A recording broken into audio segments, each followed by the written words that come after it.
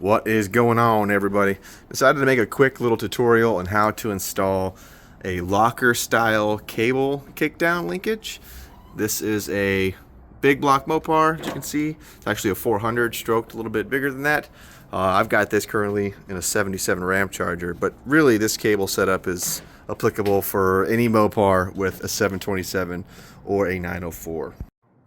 Now, there's no instructions that come with the cable, and there's not really a whole lot on YouTube or online, so I figured I'd make this quick little step-by-step tutorial. So let's check it out. Now, here is the Lokar cable. This is not a Lokar brand. This is a generic brand, way cheaper. I think this is like 30 bucks. You can get it on eBay, Amazon. The Lokar ones are a little bit better quality, but felt a little bit weird spending $160 for a kickdown cable. So anyways, this is what we've got. It comes in various components. I've already modified one of these. This is what the bracket looked like before. I cut that piece off, and I kind of shaped this piece, so this is really what I need. And I'll show you how or why here in a second. So obviously I'm running an aftermarket carburetor, as well as an aftermarket lot of things, but that is the connection point down there for this kickdown. Instead of using the rod system, I'm going with a cable just because it's easier to configure. Here's the bracket that I cut and kind of shaped a little bit, just needed a 90.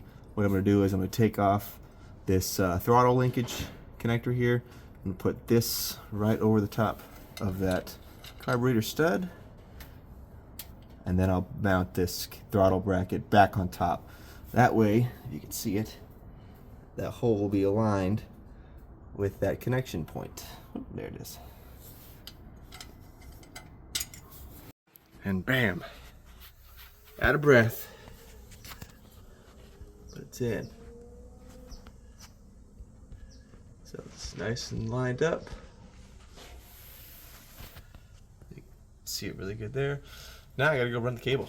One of the coolest parts about these 70s Dodge trucks has got to be the removable trans hump. You can ignore this triple stick setup there. This is so sweet.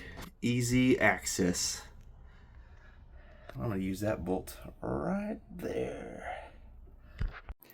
All right, going back to the cable, I'm gonna grab this end. This is the end that actually goes on the kickdown arm, which I had right here.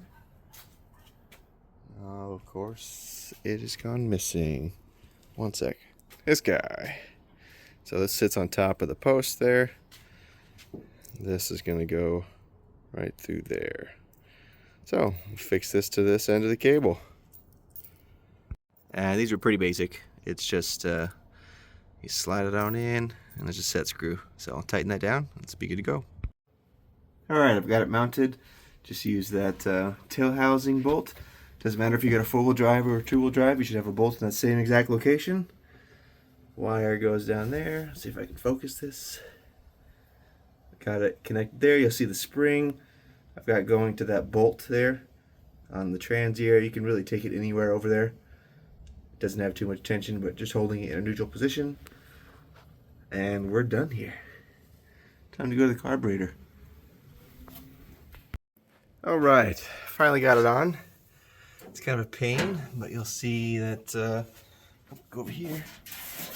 I've got that bracket underneath the bolt on the carburetor mount.